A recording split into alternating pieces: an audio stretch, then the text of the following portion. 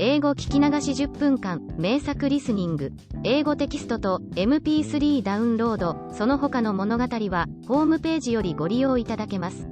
88thpp.com 88thpp.com Fortunately for his peace, his former owner was killed in a drunken brawl at the Kermesse of Mechlin, and so sought not after him nor disturbed him in his new and well-loved home. A few years later, old Jihan Das, who had always been a cripple, became so paralyzed with rheumatism that it was impossible for him to go out with the cart any more. Then little Nello, being now grown to his 6th year of age, and knowing the town well from having accompanied his grandfather so many times, took his place beside the cart, and sold the milk and received the coins in exchange, and brought them back to their respective owners with a pretty grace and seriousness which charmed all who beheld him.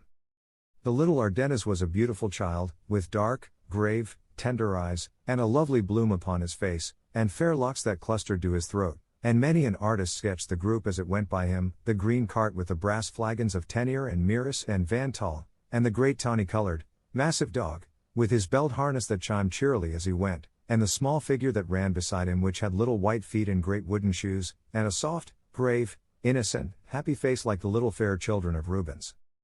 Nello and Patriski did the work so well and so joyfully together that Jihan Das himself, when the summer came and he was better again, had no need to stir out, but could sit in the doorway in the sun and see them go forth through the garden wicket, and then doze and dream and pray a little, and then awake again as the clock tolled 3 and watch for their return. And on their return Patriski would shake himself free of his harness with a bay of glee, and Nello would recount with pride the doings of the day, and they would all go in together to their meal of rye bread and milk or soup, and would see the shadows lengthen over the great plain, and see the twilight veil the fair cathedral spire, and then lie down together to sleep peacefully while the old man said a prayer. So the days and the years went on, and the lives of Nello and Patriski were happy, innocent and healthful. In the spring and summer especially were they glad. Flanders is not a lovely land, and around the burg of Rubens it is perhaps least lovely of all. Corn and colza, pasture and plough, succeed each other on the characterless plain in wearying repetition, and save by some gaunt grey tower, with its peal of pathetic bells, or some figure coming athwart the fields, made picturesque by a gleaner's bundle or a woodman's faggot, there is no change, no variety, no beauty anywhere, and he who has dwelt upon the mountains or amidst the forests feels oppressed as by imprisonment with the tedium and the endlessness of that vast and dreary level. But it is green and very fertile, and it has wide horizons that have a certain charm of their own even in their dullness and monotony, and among the rushes by the waterside the flowers grow, and the trees rise tall and fresh where the barges glide with their great hulks black against the sun, and their little green barrels and vari-colored flags gay against the leaves. Anyway, there is greenery and breadth of space enough to be as good as beauty to a child and a dog, and these two asked no better, when their work was done, than to lie buried in the lush grasses on the side of the canal, and watch the cumbrous vessels drifting by and bring the crisp salt smell of the sea among the blossoming scents of the country summer. True, in the winter it was harder, and they had to rise in the darkness and the bitter cold, and they had seldom as much as they could have eaten any day, and a hut was scarce better than a shed when the nights were cold, although it looked so pretty in warm weather, buried in a great kindly clambering vine, that never bore fruit, indeed, but which covered it with luxuriant green tracery all through the months of blossom and harvest. In winter the winds found many holes in the walls of the poor little hut, and the vine was black and leafless, and the bare lands looked very bleak and drear without, and sometimes within the floor was flooded and then frozen. In winter it was hard, and the snow numbed the little white limbs of Nello, and the icicles cut the brave, untiring feet of Patriski. But even then they were never heard to lament, either of them. The child's wooden shoes and the dog's 4 legs would trot manfully together over the frozen fields to the chime of the bells on the harness, and then sometimes, in the streets of Antwerp, some housewife would bring them a bowl of soup and a handful of bread, or some kindly trader would throw some billets of fuel into the little cart as it went homeward, or some woman in their own village would bid them keep a share of the milk they carried for their own food, and they would run over the white lands, through the early darkness, bright and happy, and burst with a shout of joy into their home.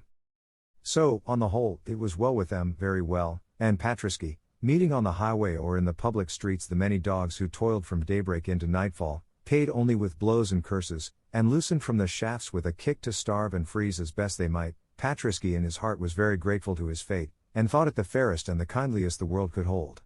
Though he was often very hungry indeed when he lay down at night, though he had to work in the heats of summer noons and the rasping chills of winter dawns, Though his feet were often tender with wounds from the sharp edges of the jagged pavement, though he had to perform tasks beyond his strength and against his nature, yet he was grateful and content. He did his duty with each day, and the eyes that he loved smiled down on him. It was sufficient for Patriski. There was only one thing which caused Patriski any uneasiness in his life, and it was this. Antwerp, as all the world knows, is full at every turn of old piles of stones, dark and ancient and majestic, standing in crooked courts, jammed against gateways and taverns, rising by the water's edge, with bells ringing above them in the air, and ever and again out of their arched doors a swell of music pealing. There they remain, the grand old sanctuaries of the past, shut in amidst the squalor, the hurry, the crowds, the unloveliness and the commerce of the modern world, and all day long the clouds drift and the birds circle and the winds sigh around them, and beneath the earth at their feet there sleeps, Rubens. And the greatness of the mighty master still rests upon Antwerp, and wherever we turn in its narrow streets his glory lies therein, so that all mean things are thereby transfigured. And as we pace slowly through the winding ways, and by the edge of the stagnant water, and through the noisome courts, his spirit abides with us, and the heroic beauty of his visions is about us, and the stones that once felt his footsteps and bore his shadow seem to arise and speak of him with living voices. For the city which is the tomb of Rubens still lives to us through him, and him alone. It is so quiet there by that great white sepulchre, so quiet, save only when the organ peals and the choir cries aloud the Salve Regina or the Kyrie eleison. Sure no artist ever had a greater gravestone than that pure marble sanctuary gives to him in the heart of his birthplace in the chancel of Saint Jacques. Without Rubens, what were Antwerp? A dirty, dusky, bustling mart, which no man would ever care to look upon save the traders who do business on its wharves. With Rubens, to the whole world of men it is a sacred name, a sacred soil, a Bethlehem where a god of art saw light, a Golgotha where a god of art lies dead. O nations! Closely should you treasure your great men, for by them alone will the future know of you. Flanders in her generations has been wise. In his life she glorified this greatest of her sons, and in his death she magnifies his name. But her wisdom is very rare. Now, the trouble of Patriski was this.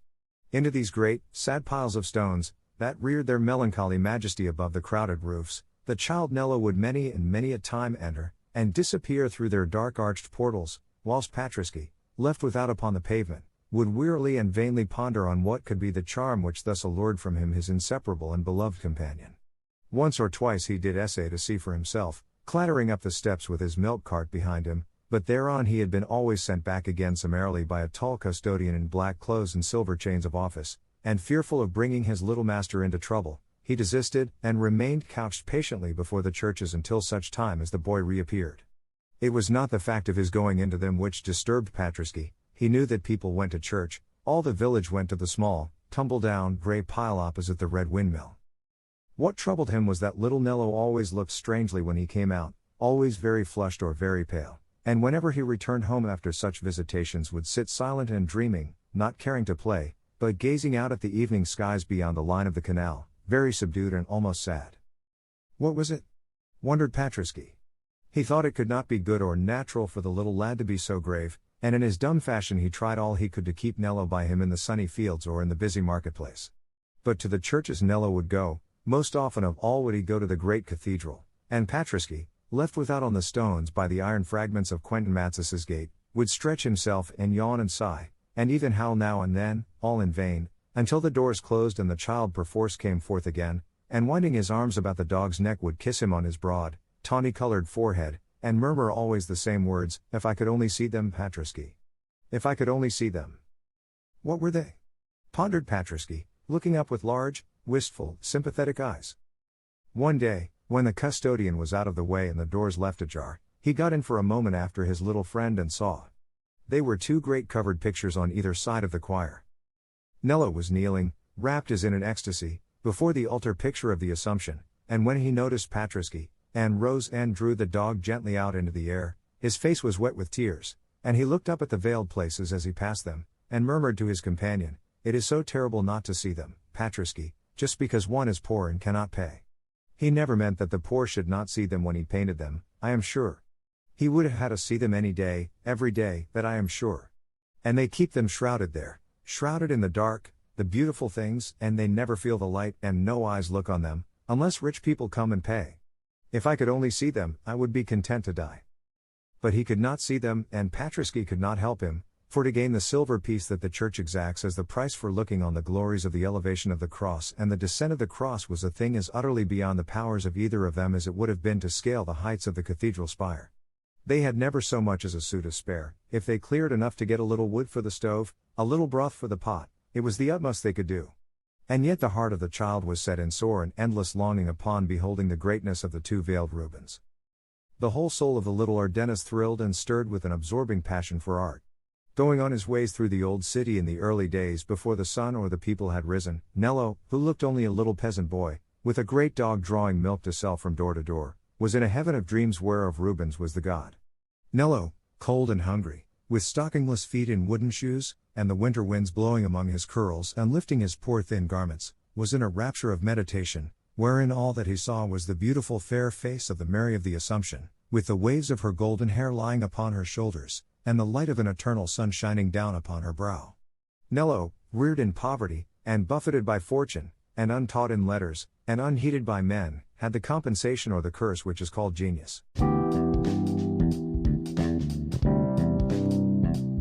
英語聞き流し10分間、名作リスニング、英語テキストと MP3 ダウンロード、その他の物語は、ホームページよりご利用いただけます。88thpp.com 88thpp.com